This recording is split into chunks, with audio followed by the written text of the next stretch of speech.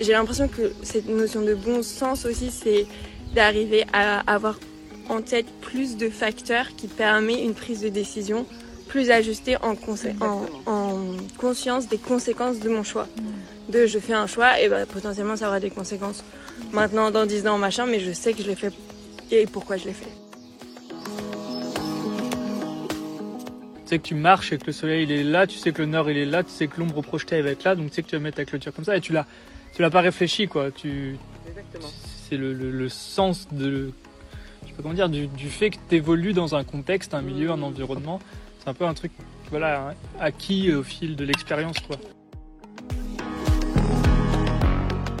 Quand même un pouvoir d'agir en conscience, en connaissance et cette intuition et qui nous rend assez libres dans nos choix. Je pense que c'est aussi pour ça qu'on œuvre tous, c'est qu'on est dans une espèce aussi de culture de la liberté. D'être libre, de pouvoir se mettre à l'ombre, de manger des fruits, de pouvoir circuler, de pouvoir interagir avec les autres, de pouvoir... Tout ça, c'est ce qu'on fait. Qu'est-ce qu'être paysan ou paysanne aujourd'hui ? Voici la suite du cercle de parole enregistré pendant la phase humus de la dernière promotion de l'école d'agroécologie voyageuse. Dans cette partie, on continue la discussion sur le fameux bon sens paysan. On parlera d'intuition, d'économie, de l'importance de coopérer avec les autres fermes au sein du village. Et cela, peu importe les modèles, qu'ils soient très engagés ou moins engagés dans l'agroécologie. Belle écoute et à bientôt.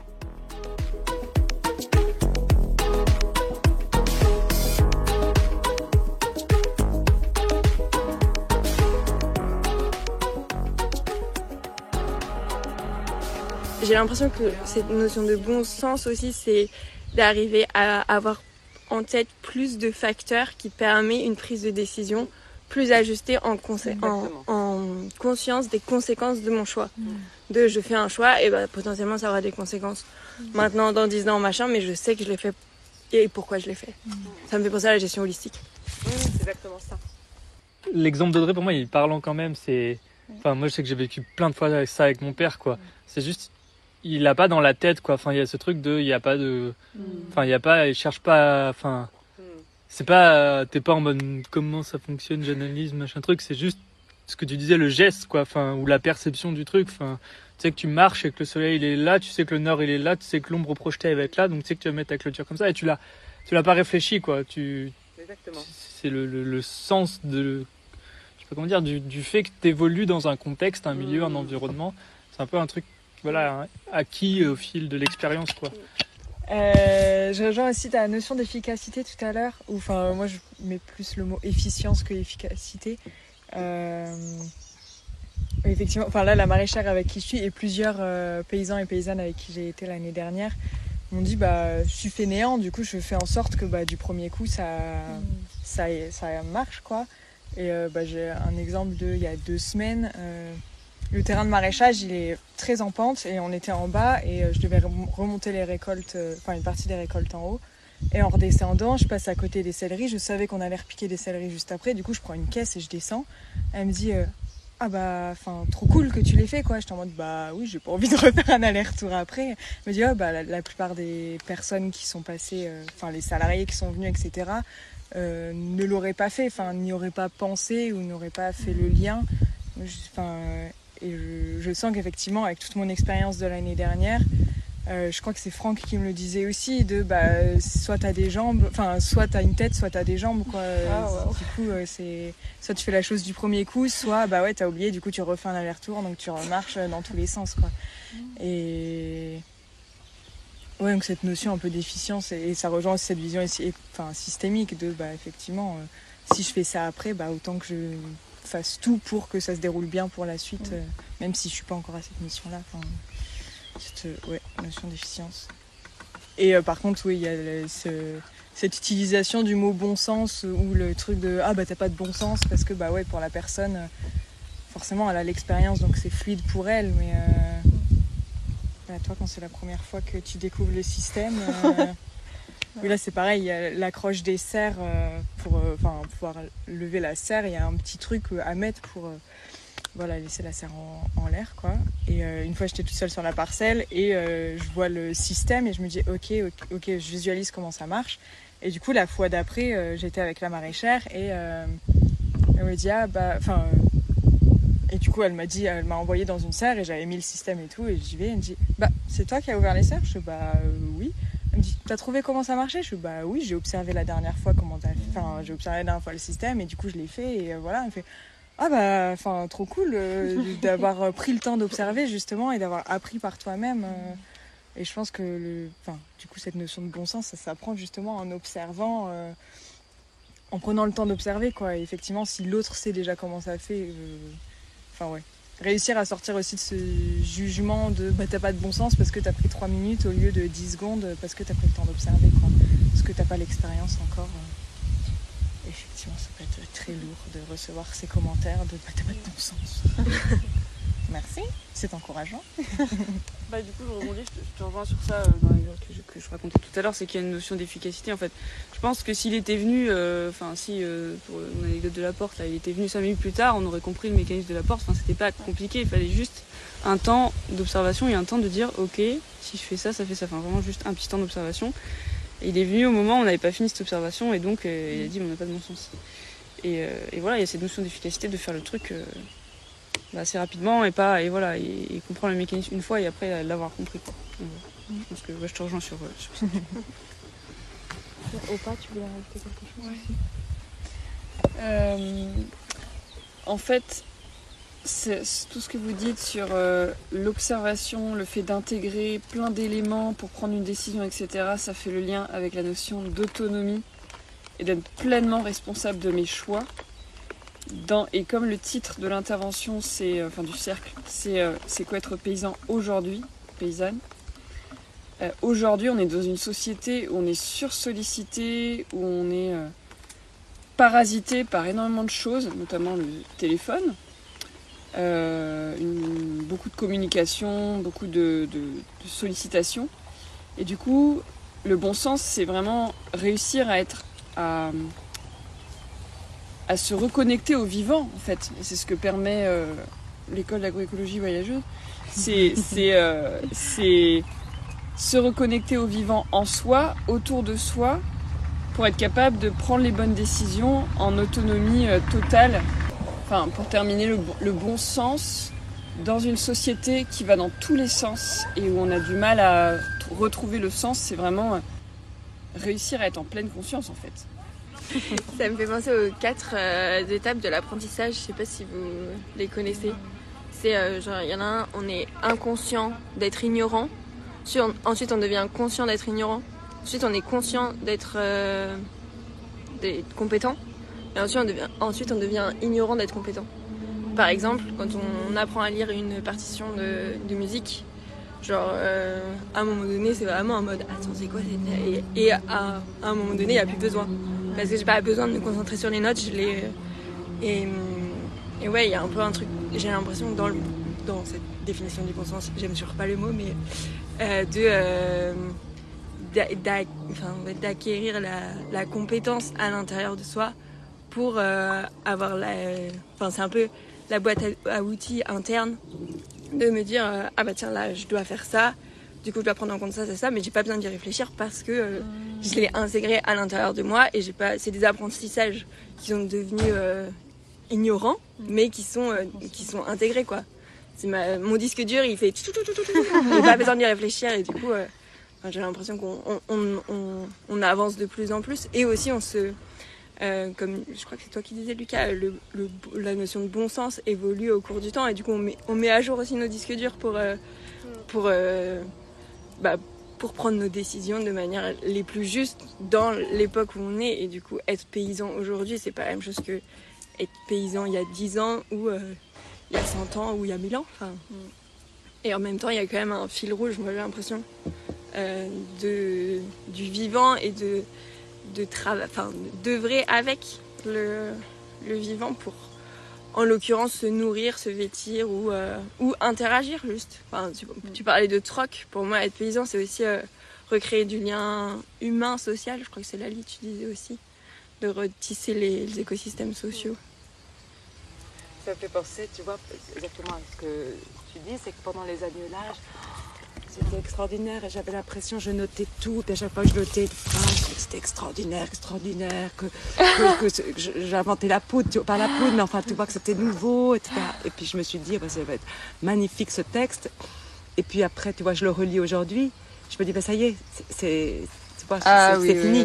C'est déjà intégré. Tu vois, ce que j'ai vécu pendant les annulages, que je trouvais extrêmement fort au moment où je le vivais.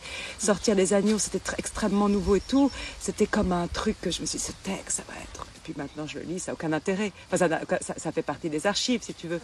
Il y a des gens qui liront. C'est intégré tellement... Je l'ai tellement intégré que je le relis, on s'en fout. Parce que c'est là, et c'est acquis. Et ça, c'est intéressant. Cette histoire de rentrer de la donnée qui nous donne ce pouvoir, quand même un pouvoir d'agir en conscience, en connaissance et cette intuition et qui nous rend assez libres dans nos choix.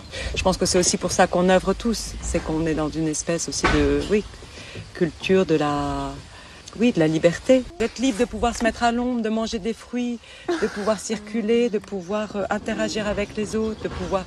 Tout ça, c'est ce qu'on fait. Oui, j'ai une interrogation qui est assez présente. Ça rejoint aussi un peu ce que tu partageais, Julie, tout à l'heure, où ta maman, pour elle, paysan, c'est un peu le bouseux, quoi. Du milieu dans lequel je viens, c'est un peu pareil. Enfin, c'était beaucoup... de gros agriculteurs et effectivement utiliser le mot paysan tout de suite c'est les paysans c'est ceux qui ont 30 hectares et qui survivent et qui sont pas considérés quoi et en même temps j'ai pu échanger avec plusieurs de ces agriculteurs là et en fait où j'ai été très triste de voir à quel point en fait ils sont pris par le système et qu'ils se sont lancés dans des systèmes où ils sont c'est clairement la banque qui les tient quoi et du coup ils sont plus libres de rien et du coup ils ont perdu justement un peu ce bon sens paysan, enfin cette observation du vivant et ce lien au vivant et du coup il y a une part de moi qui me dit ok c'est magnifique là aujourd'hui il y a plein de paysans et paysannes qui ont envie d'œuvrer etc, enfin tout cet élan et en même temps toutes ces personnes qui sont déjà dans le système et qui sont coincés, plus ou moins coincés là où ils sont et où elles sont, comment retisser aussi du lien avec elles pour leur permettre d'ouvrir leur champ de vision et qu'ils reprennent justement leur liberté quoi et qu'ils deviennent maîtres de leur choix.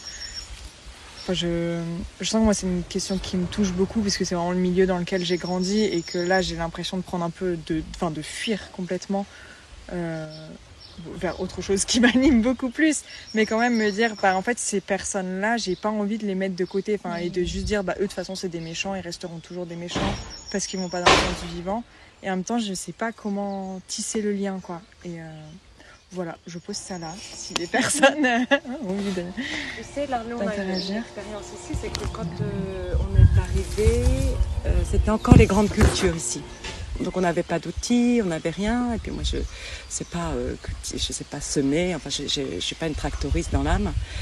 Et donc on a tout de suite travaillé et fait alliance avec justement c'était très important pour nous avec les voisins agriculteurs locaux qui avaient eux les outils, eux malgré tout la connaissance, mais on leur a fait c'est pas ça. On a cultivé ensemble différemment d'autres semences. Bon, on était toutes en bio déjà, en bio on était en conversion au tout début, et d'autres façons de faire. Donc Hervé était là au tout début, donc on a dit c'était un peu rapide, mais sans travail du sol, etc. Et ça a été formidable parce que ce qui s'est passé, c'est qu'ils restent, ils restent dans leur justement dans leur posture, dans ce que tu disais tout à l'heure. On change pas comme ça, ça se fait pas en un jour. Et peut-être qu'ils ont pas réellement envie ils font leur cheminement aussi. Mais en tout cas, ils se sont inspirés, ils cultivent d'autres types de céréales comme le grand épaule, le tournesol, qu'est-ce on plantait beaucoup, le sarrasin, pardon. Et ça, c'était très très riche. l'éleveur voisin, vous avez vu des vignes, je sais pas si vous avez vu, éleveur plutôt en conventionnel, 250 hectares, beaucoup de vaches et des cochons, des cunoirs. Je lui ai dit, écoute Roméo, tu sais ce que tu vas faire? Tu vas venir mettre tes cochons là, on va essayer de faire un peu de pâturage tournant. Donc là, pareil, ça c'était très intéressant parce que tout d'un coup, il avait l'opportunité, il le faisait pas chez lui. Bon, ça n'a pas duré longtemps parce que c'est beaucoup de travail de changer les pâtures. Il n'a pas envie de faire ça, pas le temps. Donc c'était assez compliqué. Et donc je lui ai dit, tu sais, Roméo, tu vois, on s'est trompé. Tes cochons, ils sont pas du tout dans un milieu prairial parce qu'en plus ils m'ont fait des bauches partout. Ça marche pas notre histoire. Même le pâturage tournant, c'est pas là où il faut que tu les mettes. C'est dans la forêt. L'année d'après, il a fait des clôtures en intégrant un morceau de forêt. Là, il y a Nicolas qui fait les foins. Éleveur super, hein, jeune éleveur, mais quand même en conventionnel. Nicolas, beaucoup de vaches. Nicolas, c'était peut-être à l'école avec toi.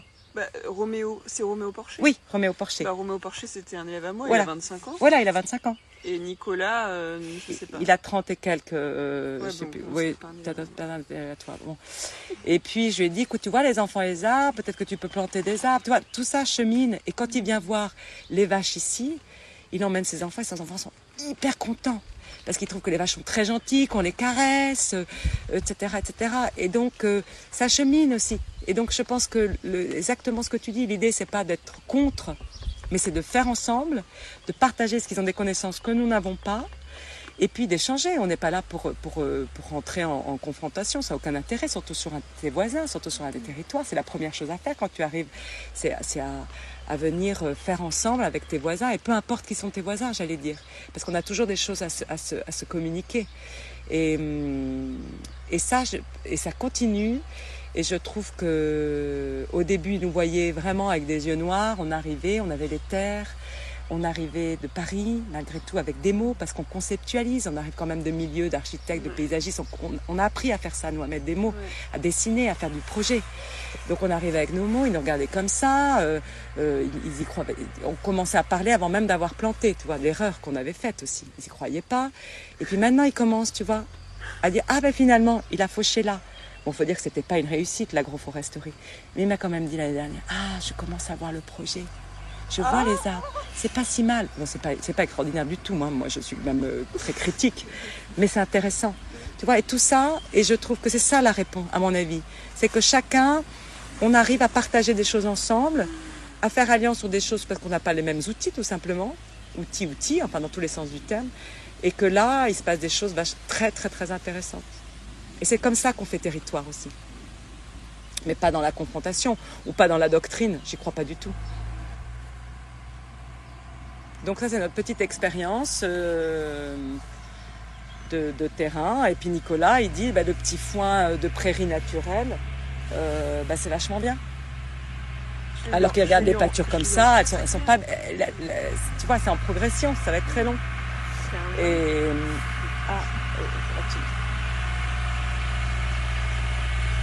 Le bon sens paysan. Avec le casque, le bruit.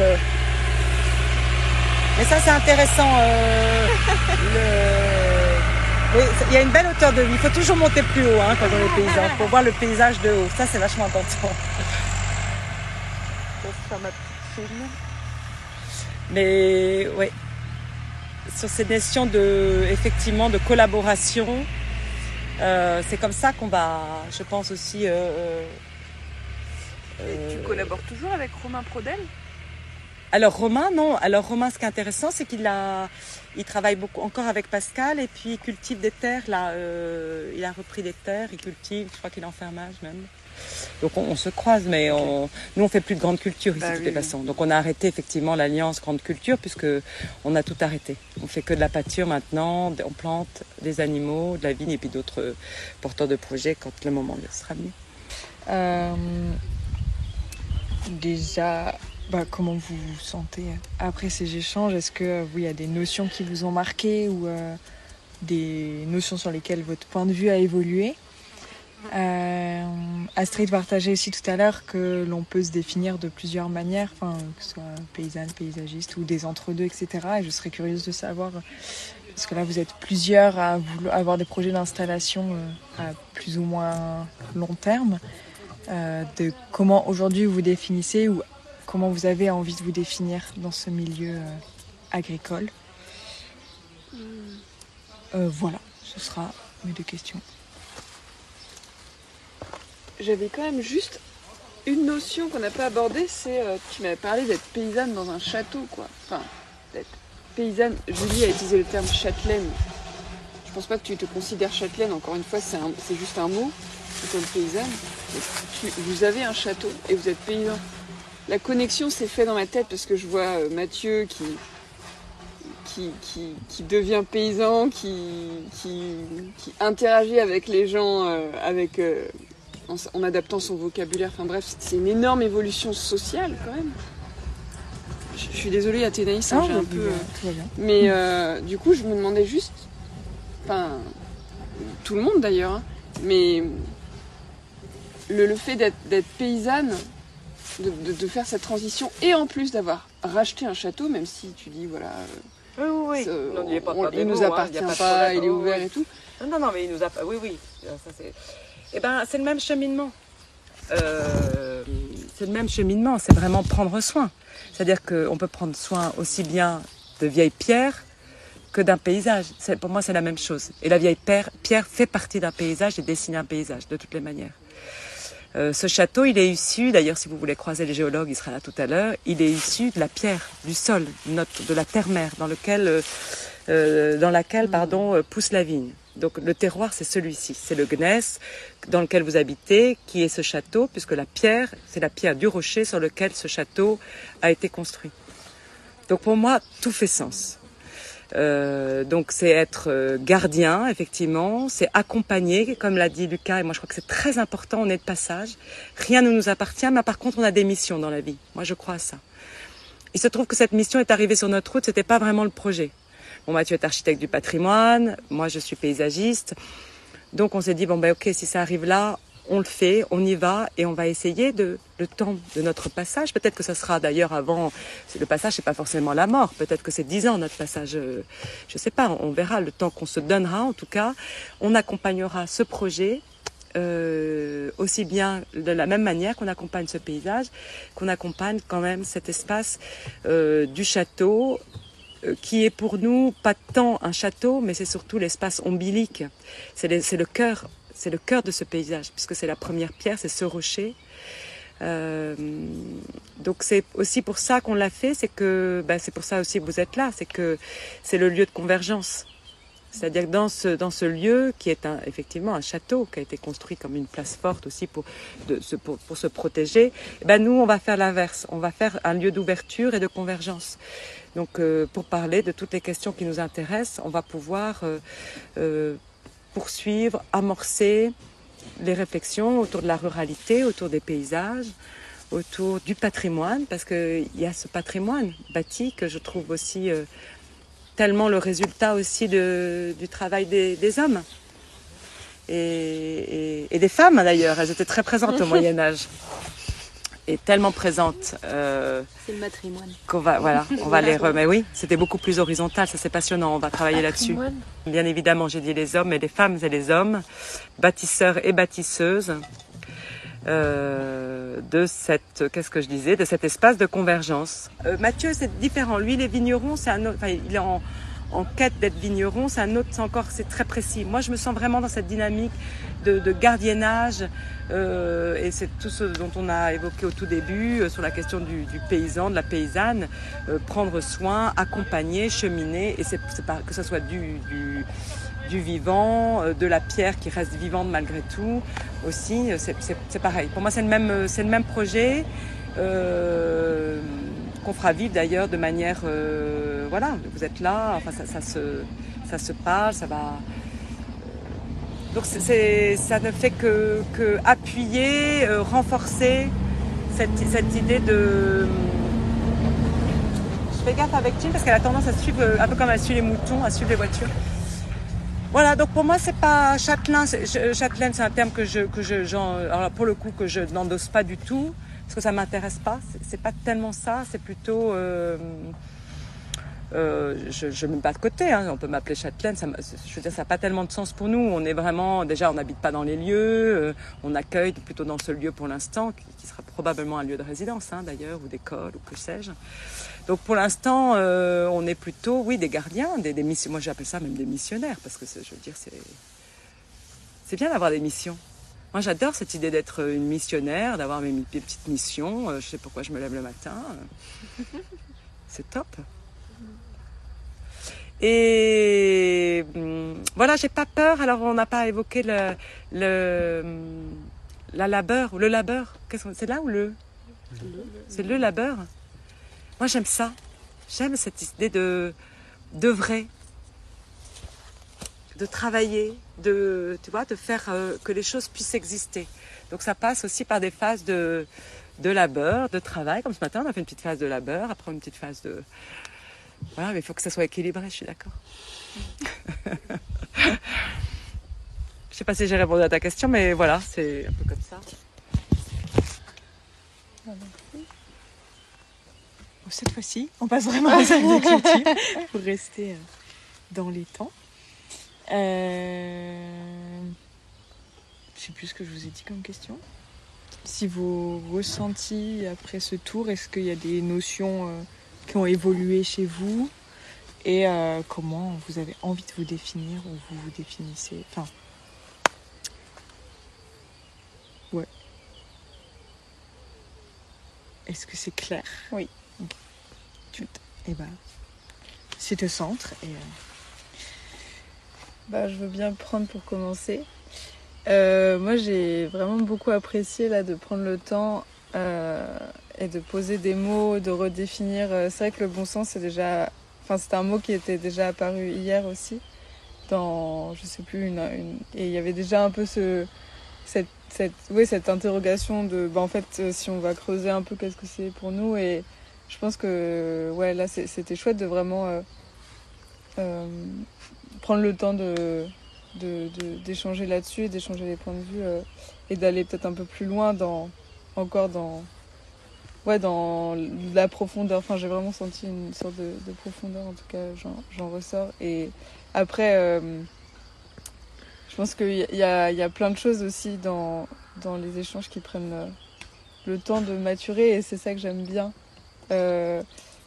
C'est de prendre le temps de se questionner sur juste c'est quoi être paysan, mais d'avoir plein de notions et en même temps qui nous dépassent sur le moment présent. Enfin, que moi je sens que il y a plein de mots qui m'appellent et qu'en même temps je sais pas, genre je ressens vraiment une notion d'espace là avec cette discussion qui s'est ouverte et du coup c'est pas très précis, mais mais ça me nourrit beaucoup et je pense que c'est quelque chose qui infuse aussi sur le long et comme sur les paysages, quoi. Après les impacts se feront sentir plus tard. Et moi c'est une question que je me suis beaucoup posée aussi, comment j'aimerais me définir plus tard en ayant un projet agricole qui sera pas peut-être agricole au tout début mais qui a vocation à être agricole. Et aussi avec cette notion d'avoir déjà la chance d'avoir accès à des terres grâce à mon grand-père, et que du coup il y a une sorte d'entraide dans ce côté-là. Et moi il y a vraiment deux mots qui résonnent beaucoup, c'est paysannerie et artisanat. Et du coup de faire un petit paysanat, pourquoi pas. J'aime bien le paysanat. Et du coup, c'est vraiment deux mots qui me parlent et j'entends. Enfin, il y a aussi vraiment cette notion de, c'est le temps et l'expérience qui se font aussi qu'on s'approprie les pratiques qu'on a envie d'avoir et du coup, je trouve ça trop riche de me dire ok, j'ai à peu près un horizon et en fait j'ai juste besoin d'y aller, de pratiquer, d'essayer. Et voilà, ça me nourrit toujours beaucoup. Et Astrid, je te l'ai dit, mais tu me nourris aussi beaucoup dans tes visions de paysage, de soins et d'être gardien. Je pense que c'est ça aussi qui est assez beau dans là, ce moment-là. C'est pas juste parler de planter 3 tomates ou même d'alimentation, ça va vraiment plus loin pour moi et c'est c'est ultra nourrissant. Enfin, et ça donne du sens pour moi en tout cas. Qui n'est pas unique, mais qui donne un sens parmi d'autres. Voilà, j'ai dit. Ça m'a énormément nourri cet échange. Ça a complètement élargi ma vision de ce que c'est que d'être paysan-paysanne. Du coup, moi je pense que ce terme de paysanne nomade me titille vraiment profondément parce que être nomade, faudrait que j'ai un petit bout de terre au moins pour avoir ces interactions et ce bon sens qui se développe en lien avec les interactions avec ce petit territoire dont je prends soin. Parce que pour l'instant, ça fait 30 mètres carrés. Bon, est-ce qu'on peut être paysan avec 30 mètres carrés ? Bref. Et du coup, les mots nomade et paysan sont quand même un peu... pas super ensemble, je trouve, du coup. Enfin, je le savais déjà. Voilà, donc ça continue de cheminer et merci. Allez. Moi, ça me fait plaisir d'entendre les témoignages de tout le monde, surtout de toi, du coup, particulièrement. Et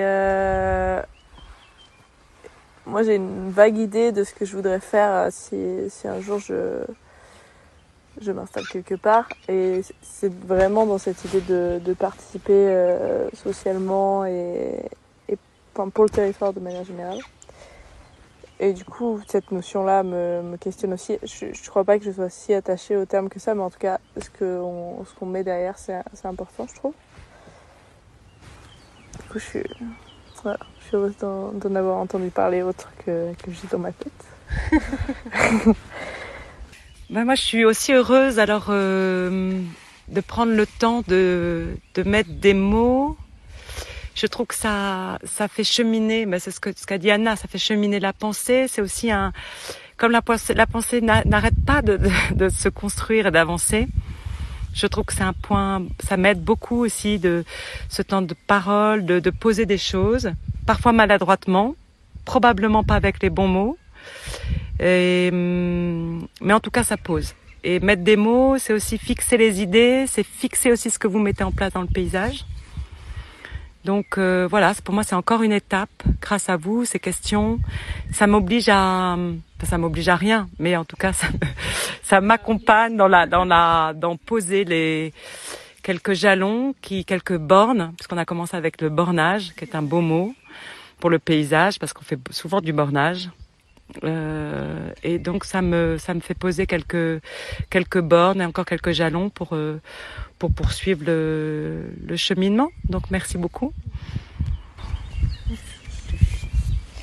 J'ai pas parlé, ou pas trop, je sais plus.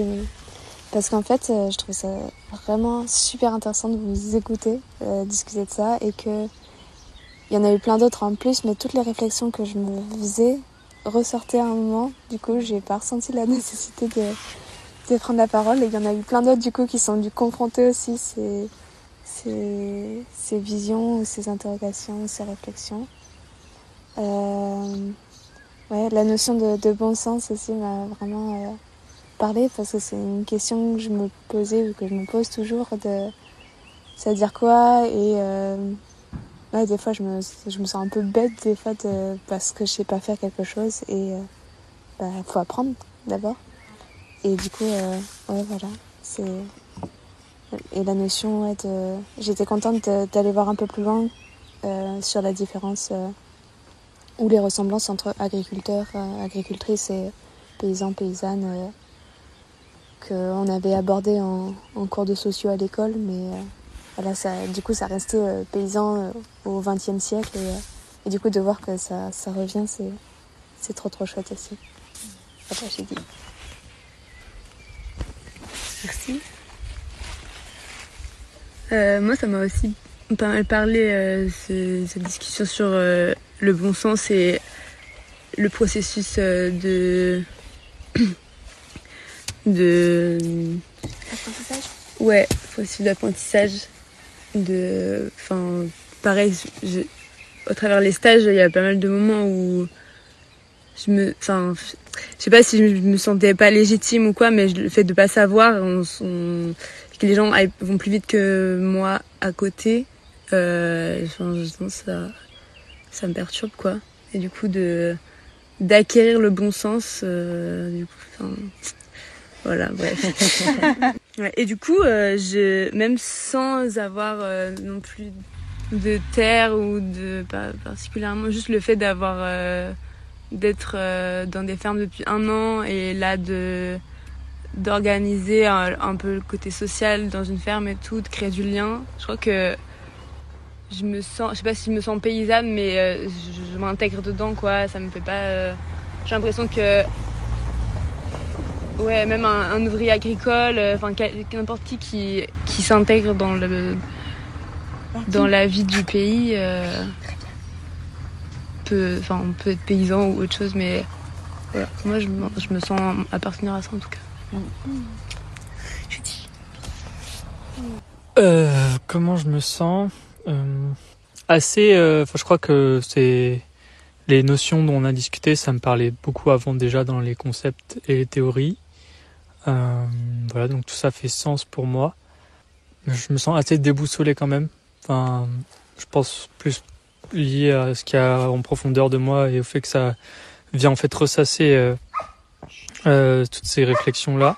J'ai beaucoup aimé les 4 phases d'apprentissage. Ça me parle beaucoup et je vois que je me sens un peu bloqué du coup, je pense, dans une phase de commencer à avoir de la connaissance théorique mais pas trop pratique et un peu du coup d'être bloqué aussi par cette connaissance théorique, quoi. Par la peur de mal faire surtout. Et voilà, et puis c'est venu aussi relancer les questions de questionnement économique, quoi, malgré tout, qui sont là et qui sont présents, avec un vrai questionnement sur le progrès aussi, quoi. Je sais pas comment dire, mais je trouve ça tellement difficile aussi de comparer en fait des personnes qui vivaient au XVIIIe siècle, par exemple, à nous. Aussi d'un point de vue, on a parlé de la question des classes sociales malgré tout très rapidement. Et voilà, je mesure aussi du coup tous les privilèges que j'ai en fait de malades mentaux comparé à. Voilà. Je pense qu'il y a tout un truc aussi à ce niveau-là de classe et qui est peut-être, où c'est difficile peut-être de comparer aussi le XVIIIe siècle à aujourd'hui d'un point de vue de la définition des paysans, quoi. Même si malgré tout, en soi, les manières de cultiver, elles ont un peu évolué, mais bon, c'est pas... Faut toujours planter les trucs, les récolter, etc. Moi, je me sens très nourrie par l'échange.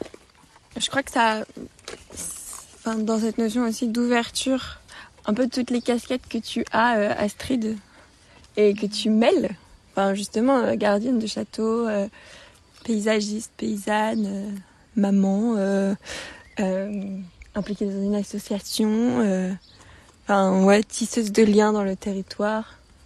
Je trouve que ça fait vraiment du bien de décloisonner et de faire circuler les flux, que ça soit humain, pratique, en termes de pratique, en termes de troc, de paysage, ça me nourrit beaucoup et je trouve que c'est vraiment très très précieux et je suis convaincue que c'est ce dont on a besoin. Et c'est trop cool que tu le fasses et qu'on soit là et que moi, ça nourrit ma... Il y a le mot espoir qui est là et en même temps juste la joie d'être en vie dans un territoire en vie, quoi. Et du coup ça fait vraiment du bien. Et moi le mot qui était venu par rapport à ma pratique de facilitation, c'est facilitatrice de qualité de lien en vivant. Du coup c'est un peu intuitif. Donc voilà, et ça me va encore bien, même si là du coup suite à cet échange j'ai envie de le questionner aujourd'hui parce que ça fait un petit peu de temps qu'il est posé, donc d'aller re-questionner si je me sens ajustée à ça ou pas. Et j'ai bien aimé aussi, et je me sens en cheminement. Je suis en chemin et je suis en vie et en chemin. J'ai trouvé intéressant que tout le monde puisse un peu donner son point de vue sur les mots qu'on a évoqués, toutes les notions qu'on a évoquées, parce que c'est pas forcément facile à cerner. Et je trouve que on a globalement dessiné une idée d'un ou une paysanne qui est, pour moi, qui est plutôt belle. Donc je trouve que ça fait envie. répondre un peu à la question du début, comment on se définirait. Et voilà, après je pense aussi que les différents mots, les différents thèmes qu'on utilise, ils sont aussi adaptés à qui on s'adresse en fait, parce que forcément comme c'est pas des notions qui sont définies de la même façon pour tout le monde, forcément peut-être trouver le mot qui correspondra mieux à la personne qu'on a en face de nous. Et donc il y a cette question-là qui implique toujours une part de subjectivité en fonction de à qui on s'adresse. Et je trouve ça intéressant aussi de se dire on peut revendiquer une notion d'être paysan ou paysanne de cette façon-là. Et voilà. Mais peut-être qu'il demanderait du coup d'expliquer aux interlocuteurs. J'ai dit. Moi, l'échange était très intéressant. J'ai pas parlé parce que j'écoutais plus que je n'avais envie de parler.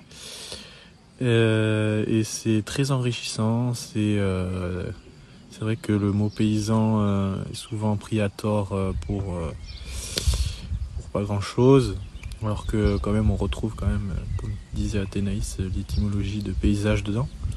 Je me sens très nourrie par nos différents échanges. Et ouais, j'aime beaucoup ce format de cercle où chacune peut venir nourrir l'échange de ses propres expériences, etc. Je trouve ça vraiment riche. Et très inspirée aussi par ta posture, Astrid, des multiples casquettes. Ça me parle beaucoup, cette notion de missionnaire aussi, où oui, tu as une mission à un temps donné, et puis ensuite tu en auras peut-être une prochaine, etc. Et je sens qu'aujourd'hui j'aspire à ça, enfin ne pas me... Avant j'avais un peu en mode j'aspire à avoir un projet de vie que je vais mener et ce sera mon projet de vie et je vivrai un peu que ça.